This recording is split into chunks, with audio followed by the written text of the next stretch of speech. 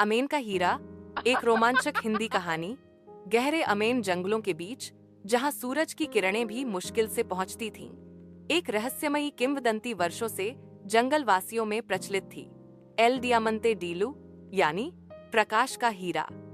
कहा जाता था कि यह हीरा किसी प्राचीन सभ्यता द्वारा जंगल के केंद्र में छिपाया गया था और इसकी शक्ति इतनी प्रबल थी कि जो इसे पा ले वह जीवन और मृत्यु पर भी नियंत्रण कर सकता है।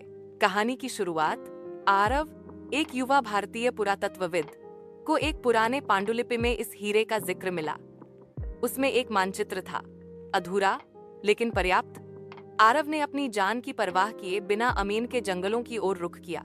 उसके साथ थी सारा, एक स्थानीय गाइड जो जंगल की हर पगडंडी से वाकिफ थी, पर वह खुद भी डरती थी उस हिस्से में जाने से जहां कहा जाता था कि हीरे के रक्षक रहते हैं। सफर और चुनौतियां।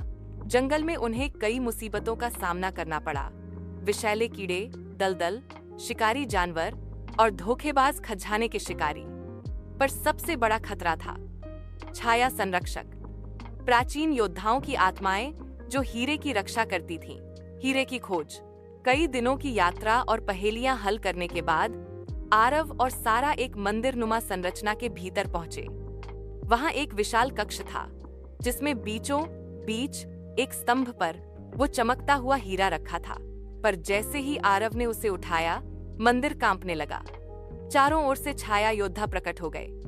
आरव ने हीरे को हाथ में लेकर पांडुलिपि की एक प्राचीन मंत्र पंक्ति पढ़ी और एक तेज रोशनी फैली।